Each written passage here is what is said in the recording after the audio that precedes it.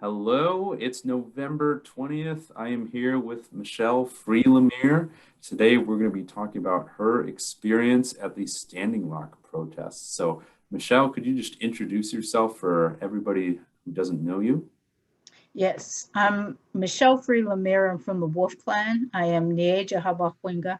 I'm also the at this moment I am the project development specialist for Ho Chunk Renaissance, and my I guess my primary responsibility is in running the revitalization team. So I take care of like the immersion classes and things.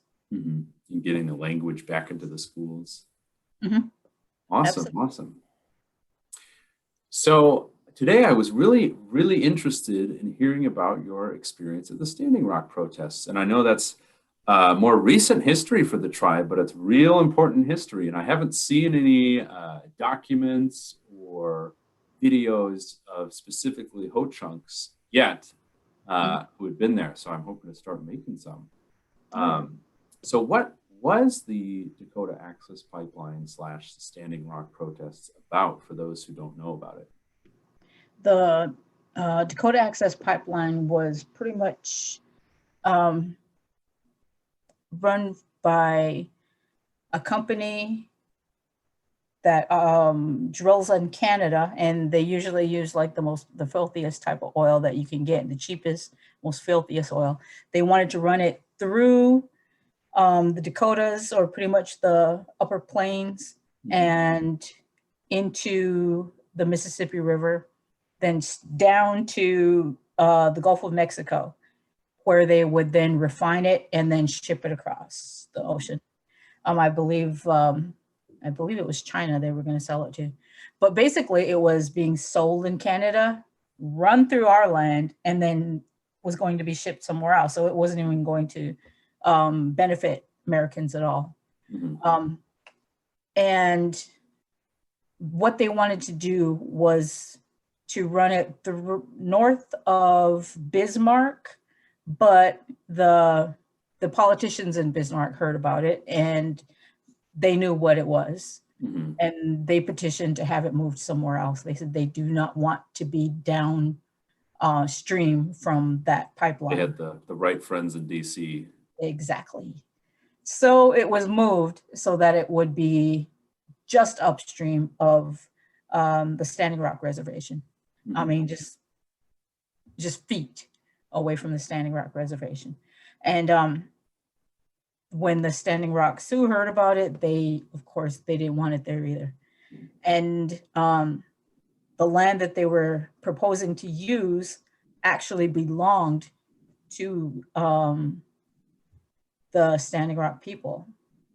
And that land was, I guess, held, I guess, in trust or in care of the Army Corps of Engineer, while they did, whatever they needed to do in order to like mitigate for flood control or whatever.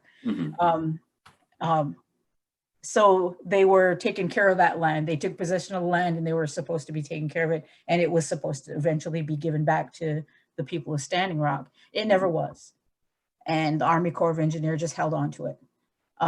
And that was a direct violation of the Fort Laramie Treaty of 1868. But that treaty says, it outlines where their land was, and the area where they were planning on taking the Dakota Access Pipeline and drilling underneath the Missouri River was right within that territory. So it was on their land. And the Army Corps of Engineer had no business even claiming that land is their own. And do you know, did the Army Corps, how long have they been holding it in trust? Do you know? Oh, I don't know. Was it like decades or just a couple of years? No, it was decades. Oh, a long time. A long time, yeah. I think there were people alive that remembered living in that area, but it was flooded. It was flooded out. So the the settlement where they lived had to be moved, like upland. Gotcha. And why do you think, for those at home who aren't familiar with oil or disasters, why do you think people would be opposed to having a pipeline run under the main source of water and run real close to your home? With any pipeline, it's not a matter of if it's going to break, it's a matter of when. So by drilling underneath the Missouri River and running a pipe, like a pipeline under there, especially a pipeline hauling the dirtiest, filthiest, most polluted water that they could find. Fracking oil, right? Yeah, yeah. In order to, I guess, run it underneath the Missouri River, they were putting the drinking water of millions and millions of people at risk. And that would include all the cities that would have been downriver of that, including Sioux City, Iowa, Omaha, Nebraska. I mean, any city that was along the Missouri River would have been in danger of getting their drinking water polluted. And I guess right now we should say is in danger now. And it didn't take long for some of that pipeline to break. So I guess it's anybody's guess what it looks like underneath the Missouri River right now. And that's besides just Omaha and Sioux City and the many other cities down the way. There is, of course, this tribe, Yes. Winnebago tribe of Nebraska, the Omaha people, and I'm certain there's got to be more reservations down the line. Yeah. I don't have my map in front of me, but Mm-hmm. so millions of people, like you said. Yes. Native, non-native. Mm-hmm. Wow. I didn't actually know that it was under the river. I thought it was close. Yeah. So Oh no, it's under there. Mm-hmm. So I think this is in 2017, right? 2017, 2016, 2017. Okay. 2016. So when did you start to hear about it, and who did you hear about it from? I heard about it on social media, and it was probably, I started hearing about it in May of 2016. I remember it wasn't very big or very popular or well known by then. But I recall the people of Standing Rock, I believe it was the chairman, said that the elders were putting out a call, and they said they wanted water protectors, people who would be willing to protect the water. And about that same time was when the young people were running. I believe they ran, I don't remember how, but they did end up running through Winnebago. I don't know if they had gone to Omaha and then ran east from there, but they ran all the way to DC. And then they were raising awareness about the pipeline on that run. Yeah. Okay. Yeah. So it was after the young people had run through here, and then I think it was Dave Archambault, announced that the elders were putting out a call for people to be water protectors. And that was when I first started hearing that term, water protectors. And that, I remember there was one weekend when my daughter and I decided, well, let's go up there and see what's going on, what it's all about, what we can learn. And so we drove up there. We drove to Standing Rock, and there weren't that many people there. We were on the reservation side of the Cannonball River, and there weren't all that many people gathered, but the elders that were there held a water ceremony, and during that ceremony, they asked if people would volunteer to become water protectors, and said that don't make that decision lightly. You are making a commitment for the rest of your life, and you're going to be asked to do a lot, sacrifice a lot. So if you're not willing to do that, don't step forward. and they asked people to become water protectors. And my daughter and I both stepped forward, and they finished that ceremony. And right after that, they did a prayer walk from that location on the reservation side of the Cannonball River, and then crossed 2 bridges up to the drill site. And So did they go west then to that side? I think it was north. Oh, okay. Okay. Yeah. But yeah, it was probably, it wasn't that far, maybe a little over a mile from because we were right on the border, right on the border of the reservation. And we walked about a mile, and there was the drill site. So it was very close, very close to the reservation. And what did the drill site look like initially? Was there fences or security yet, or was it real early? At that point, it was just fencing. There was a lot of fences. I think there were a couple pieces of large equipment, but it wasn't really anything to look at. It was just a couple of tractors and some fences. Is pretty much all it was. Maybe that orange snow fence was there as well, but yeah, that was pretty much all that was there. And so it sounds like even real soon as it started to get closer, they knew what was happening and what they needed to do. So when they asked people to become water protectors, can you go into like specifics what they meant, or did they kind of just ask in general water protectors, or did they say like you need to be here and then do this or that, or was it just more in general? They needed support. They were pretty much asking for support for people to show up and to make noise and to bring attention to what was going on and spread the word. And that was pretty much what they were asking for at that time. And as time went on, and as all the water protectors started spreading the word and taking the fight everywhere across the world, that's when like the other people came in, and it started drawing a lot of people from all over the world. Native, non-native. Yeah. International. Yep. I even had a friend of mine come from Hawaii. He saw a lot of videos and photos and everything else that I was sharing, and it inspired him to jump on a plane and make his way to Standing Rock. So you were, you had just done the water protection ceremony, and you were there with your daughter. Were you, after that, were you kind of committed to, okay, I'm staying here, or were you coming back and forth between Winnebago and there at that point? I wasn't able to stay there, but I did everything I could to spread the word elsewhere. I organized rallies. I organized meetings between activists and the Army Corps of Engineers. And I kind of helped to organize like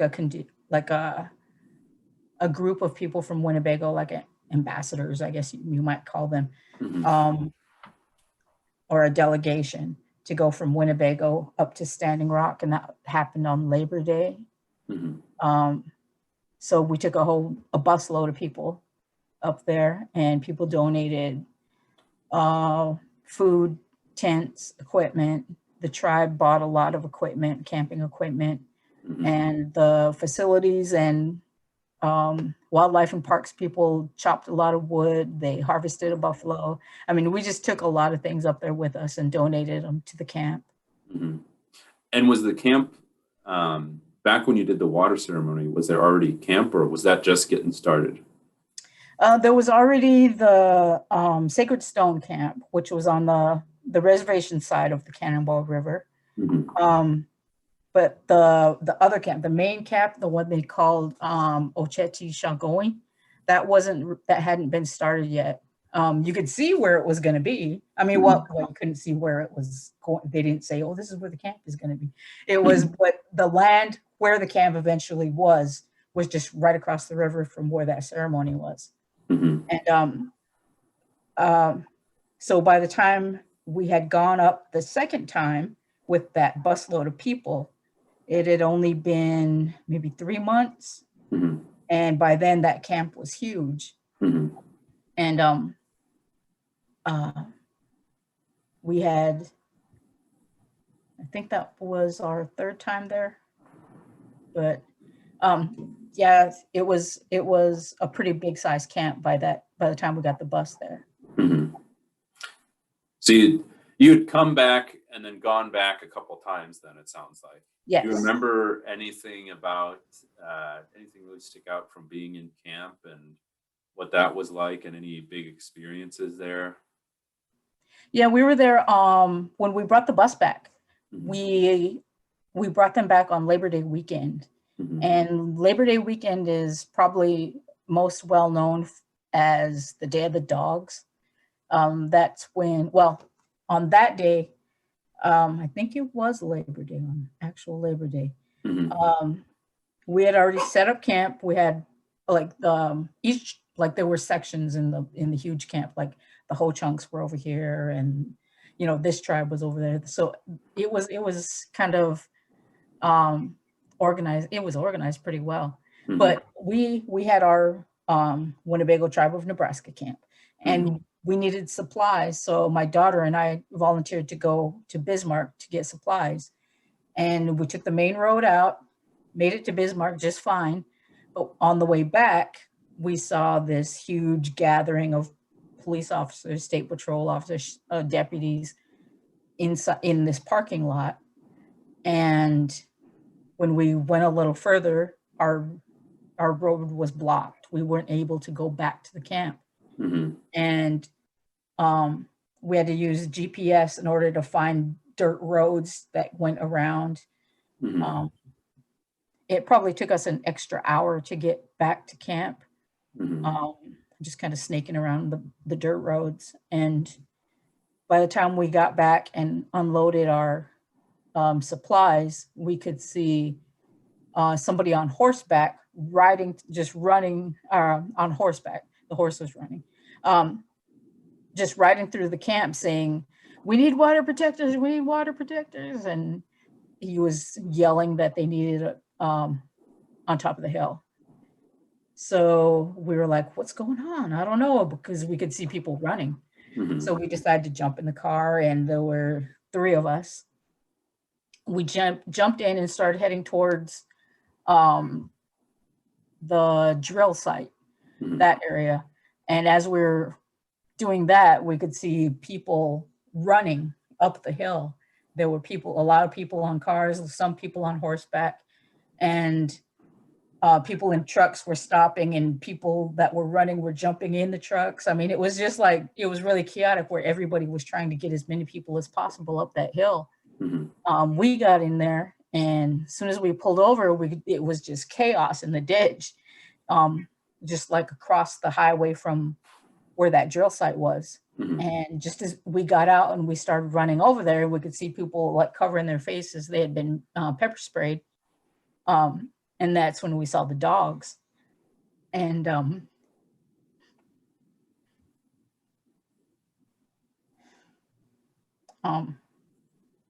we could see what turned out to be hired security or mercenaries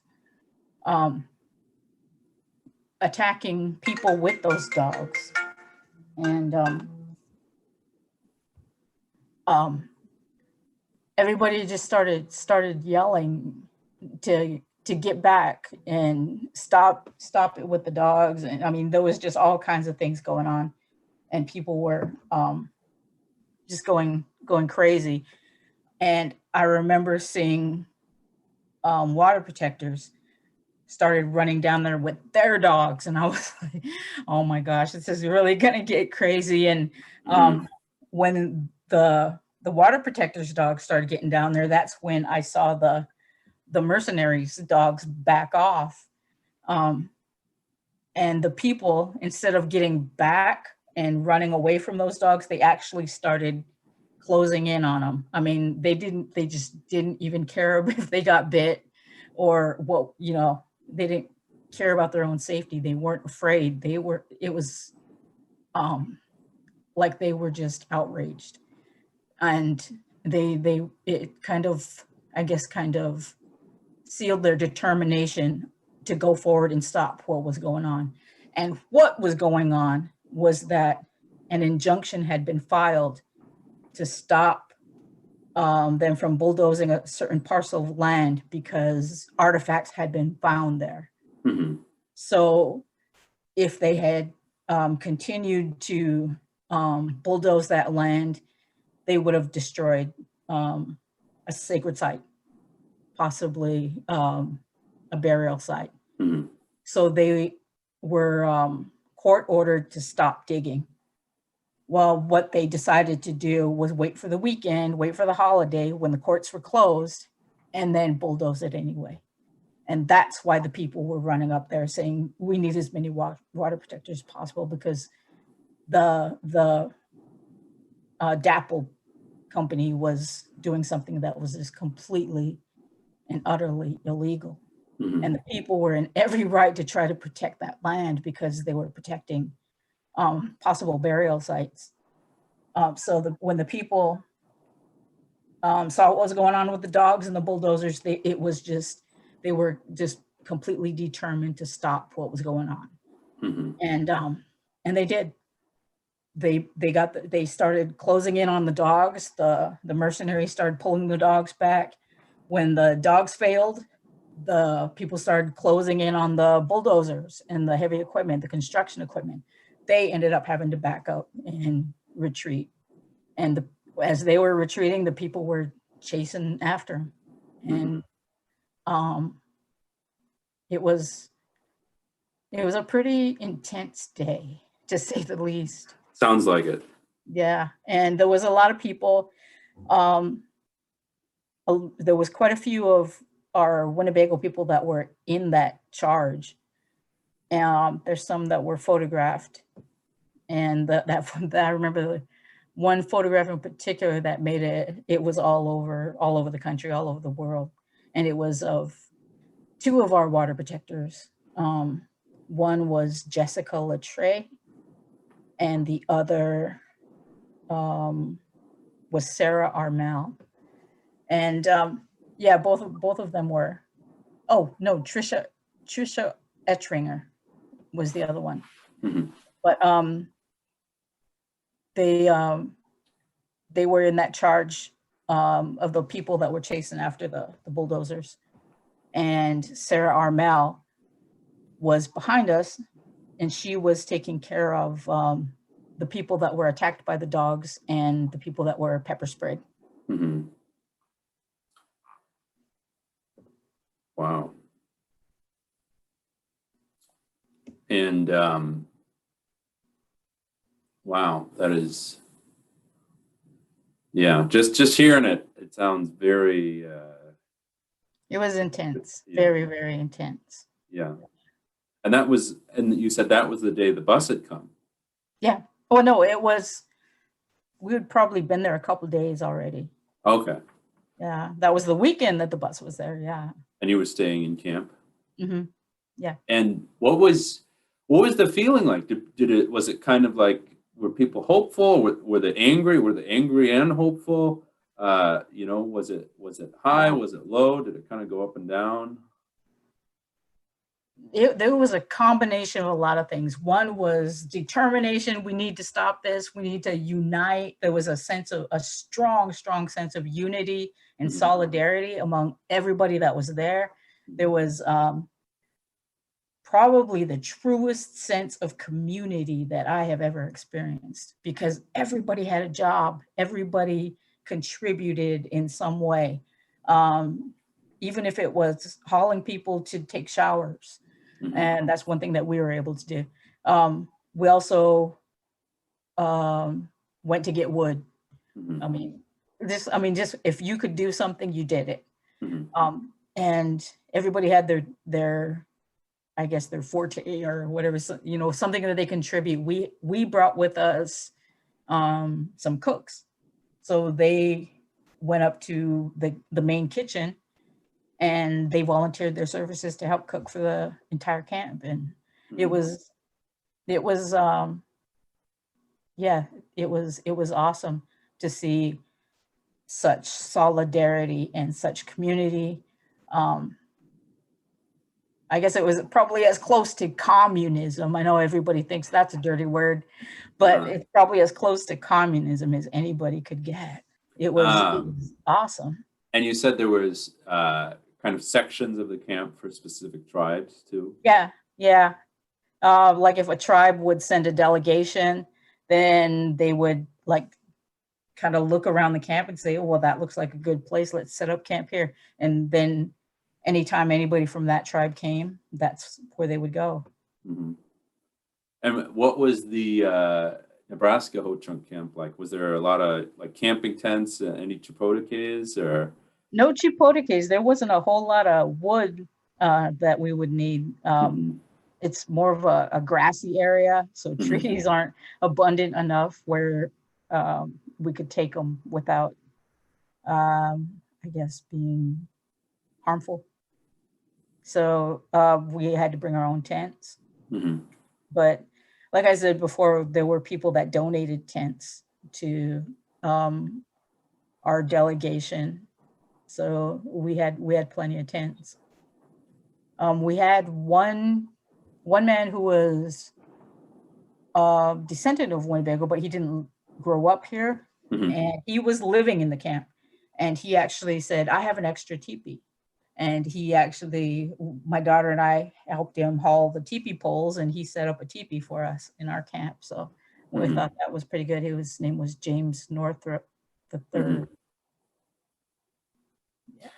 And at the nights, was there a lot of kind of, kind of good, friendly feeling when there wasn't like a charge or like a protest going on? Oh yeah, there were, like, I remember in one part of the camp there was a round dance that night. Otherwise, there was a lot of people just like sitting by their fires and just talking, enjoying each other. I mean, it was, taking care of camp duties. There was just it was just a really a good place to be. There was also things going on. I don't know if you'd call it the main camp or the center of camp, where the camp leaders were, and where they served the main meal. That was near the entrance to Ocheti, was where that place was. And that's where they had the tent where they collected all the donations and figured out where they were going to be distributed. There was also that's where the first aid station was, where the clothing donation tent was, the lost and found. Also, they had MCs there that kind of made announcements or what have you. They were in that area too. So that was kind of like at the beginning of the camp. And so there was always something going on there, whether it was like maybe one tribe would say, we have a certain dance that we would like to do in honor of, of what's going on here. And they would be announced and people could go up and watch what was going on. So there was like a lot of good things, like whenever a new tribe would arrive, they would announce it and then people would come and watch, and then they'd make an entrance down from the highway into the camp, whether they'd like be dressed, like we had some of our people dressed in regalia. And we had one of our people, it was a man named, I think it was Travis Harden, who lived in the camp. He was one of the camp security guards. But when we showed up, he grabbed his drum and he sang a song and led us into the camp. So that was pretty good. But every now and then you'd hear about like such and such a tribe is coming, come and welcome them. And then people would go make their way up to that main area and welcome the new tribe in, and that tribe they'd be busy that night setting up their camp. But it was really awesome. And would you say there was a big mix of ages? Was it mostly younger people, older people, all over? All ages, there were children there. One of our people, there was a guy from Omaha that volunteered for the school. They set up a homeschool there inside the camp. Oh, wow. And that was one of the things that we brought along with us. I think it was that time. We brought donations for their school, and I cannot remember what their school was called, but it had a specific name. And all the children in the camp went to that school, and they had people that had background in either youth services or education that would volunteer as teachers. Wow. And let's see. Now you mentioned firewood, so it's starting to get into fall of 2016 too. So you really needed that. That wasn't just for being outside for fun. You needed that to stay warm, right? Yeah, yeah. I remember there were the Sami people in Asia donated several yurts because they were, wow. Yeah, they were like temporary housing that actually were good in wintertime. So they donated those to the camp, and the camp leaders, I guess, decided who slept in those. But there were a lot of teepees and things like that there was some temporary housing that was built too. There were groups from Nebraska, I think it was Lincoln, that took materials up there and went up and built structures that people could live in and would help them make it through the winter. Is there any, I imagine there must have been a million, but is there any big conversations or something somebody said to you when you were there, whether it's at the protest or in the camp, that you remember? I remember, I remember there was already people speaking about infiltrators in the camp, spies from the DAPL people. And I remember being warned that if anything went down because of what the spies were doing, where to go for safety. I remember them telling us that there were security drills on what to do if like a raid happened or what have you, well, in the middle of the night. So we were given instructions on where to go, what to do, who were the people to go see. So I remember conversations like that. And at the time we were told, don't post that on social media. Don't talk about that publicly. Or what to do. Exactly, because they said, yeah, the law enforcement would be paying attention. And during that time, I remember once in a while you'd have just thousands and thousands of people checking in at Ocheti Shakoni from all over the world. I mean, they're like checking in to say, I'm there. And that was why. It was because they were like trying to confuse the people that were paying close attention to things that were going on in the camp. So it was an interesting time, to say the least. And it's were there ever raids? Not until the end. Yeah, but by then mostly everybody was gone. And did they? It sounds like you had a lot of opportunities to see, mercenaries, law enforcement, construction people. Did you ever get a chance to talk to any? Just the ones that blocked our way coming back. When you were that one time when you had to take the back roads? Yeah, that was the only time. But no, other than that, the only time we ever had, because we didn't spend a whole lot of time at Standing Rock, simply because of the long distance, and you weren't staying there full time, and I thought it was, they had people there. They were drawing the attention. They were getting the worldwide coverage and what have you. that's what those people were, I guess, called to do. Mm-hmm. And so I thought, well, they have enough people covering that. Let's take it elsewhere. Mm-hmm. And my main focus was the Army Corps of Engineers office in Omaha. Mm-hmm. So that's pretty much where I focused all my efforts, was in Omaha and Lincoln, trying to get more people to get in the fight Mm-hmm. and educate them on how the people at Standing Rock are fighting for them, Mm-hmm. and that they need to be joining in. Mm-hmm. Also just to try to drum up interest in like donation drives. And what was the response of the Army Corps to you? They were very polite. We never did meet with the very top guy. We always met with number two. Yeah, we always met with the number 2 guy. But we were able to get, I was able to get tribal councilmen, and there was one gentleman from the Hispanic community or the Latino community in Omaha who was just like a phenomenal speaker. He was in our little delegation, but it was mostly tribal councilmen, him, Representative Bowl, Nebraska, and then myself were able to get in and then just have a discussion, a dialogue with the Army Corps.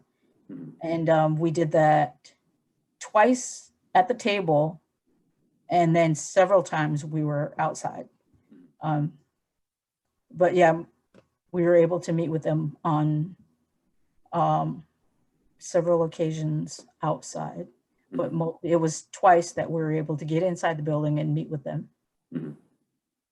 And you said it mostly just kind of polite, but not a ton of real help, or what about that? The last time we met with them, that second person-to-person meeting, Mm-hmm.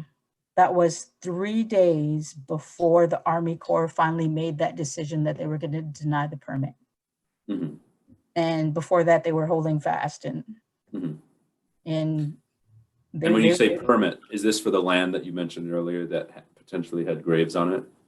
No, this was for drilling underneath the okay, the river. What the DAPL people were hoping for was for the permit to be issued by the Army Corps of Engineer to go ahead and drill underneath the river. Mm-hmm. And the Army Corps of Engineer had the last word on that. And that's why I thought it was more important to take the fight to the Army Corps rather than Mm-hmm.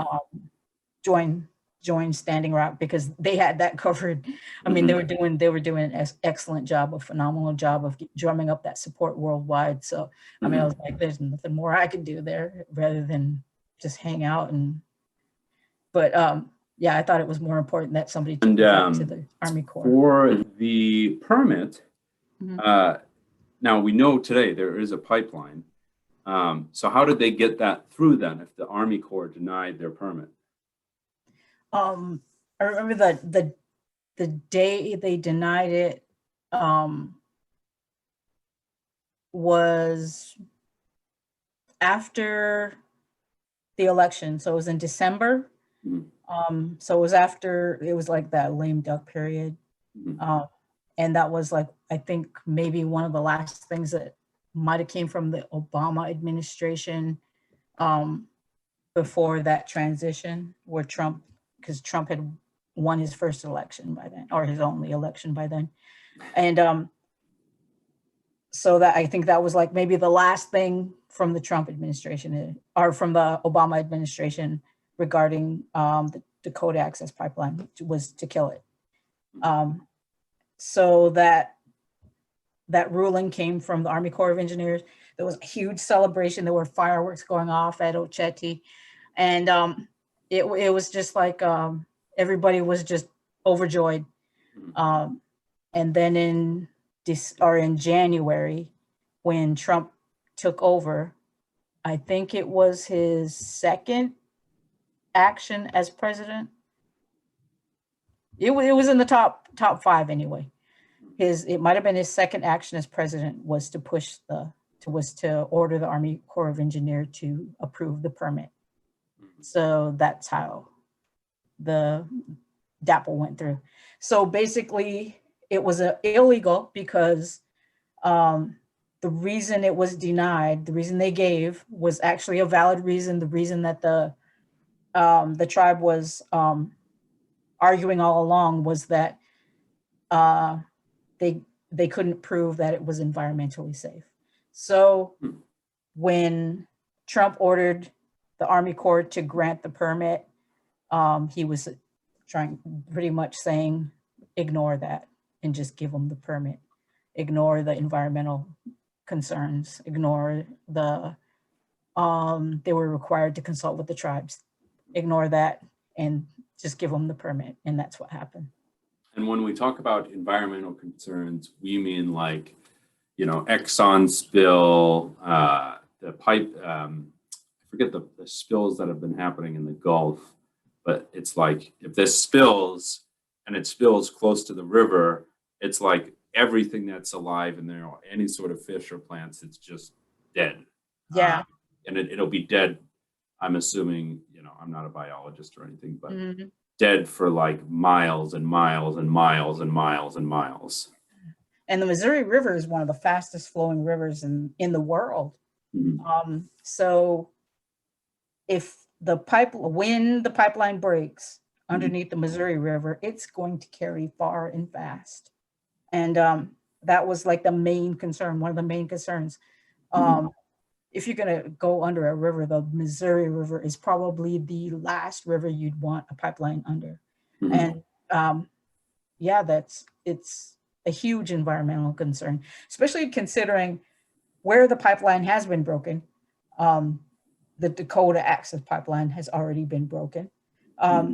It's underneath farm fields and it's not that far beneath the surface. And it takes them a long time to discover it.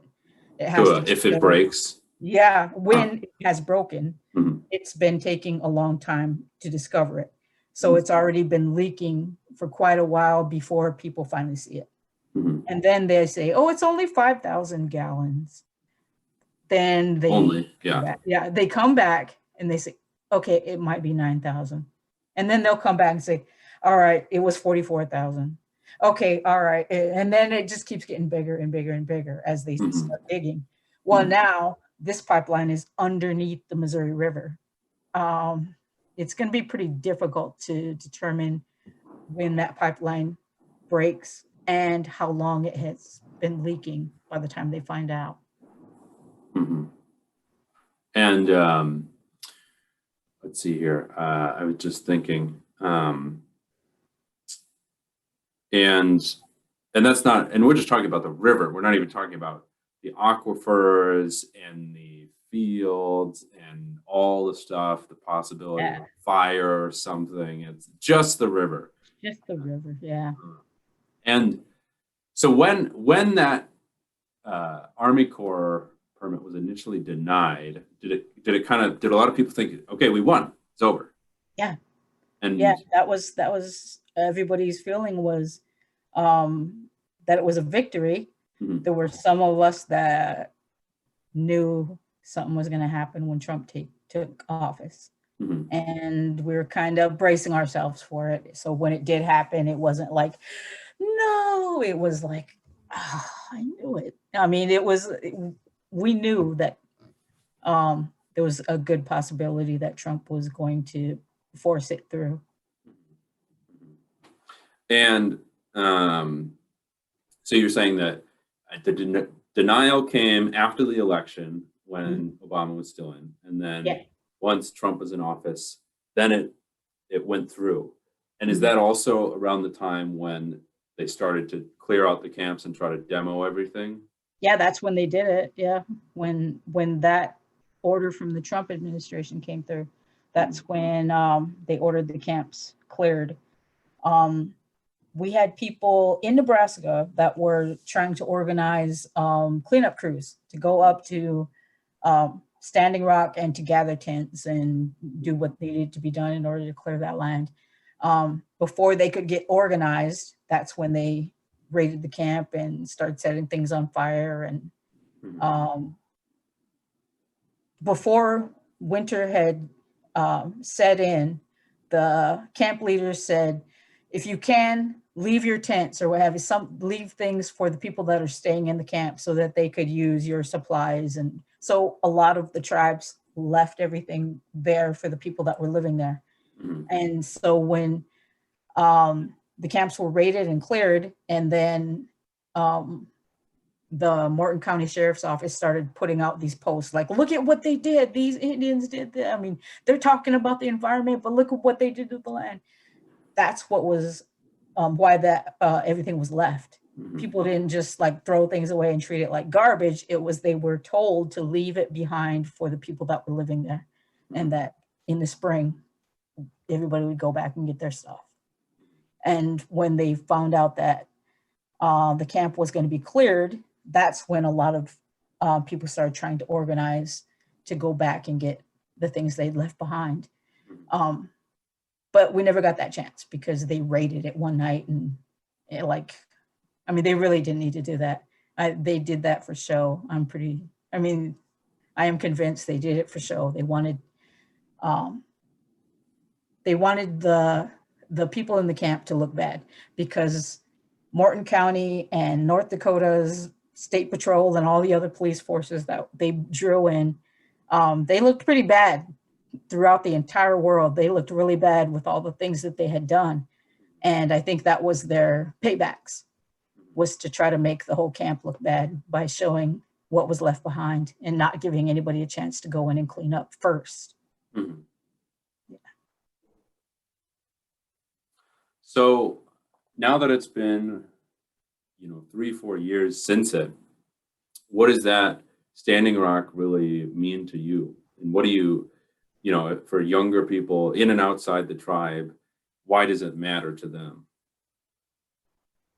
I think it was kind of like a wake-up call for tribes all across the country and indigenous people all across the world, because ever since then, people have been speaking up, whether it was defending the mountain in Hawaii or Bears Ears National Monument down in the Southwest. There are people they're not just sitting down and taking it anymore. Line 3 in Minnesota has been drawing a lot of support, the fight against Enbridge, where they're planning on taking the same approach and putting a pipeline through the wetlands where the Ojibwe people have their wild rice. So those people, they are calling for water protectors and trying to get people to stop, because they've gotten all the permits, all the whatever they need in order to put the pipeline in. So right now, all the people have left is physical force. That's it. Put themselves in line or chain themselves to machinery, and that's all they have left. They don't have any more legal steps that they can take. They've taken all the legal steps and lost. So right now it's just pure activism that they have at their disposal. But they've learned a lot of tactics from things that were that had happened at Standing Rock. So they know how to get people there. They know how to try to get the word out and how to draw in support. Same thing with the water protectors down in the South, in Louisiana and Arkansas, I believe it is. But there are grassroots organizations as well as indigenous organizations all over the country and even all over the world that are standing up. The ones that come to mind now are the people in the rainforest. Those people are standing up and doing pretty much the same type of activism that they were doing at Standing Rock, and using social media in order to draw in support. And I think that was probably Standing Rock's greatest lesson, was how to use social media.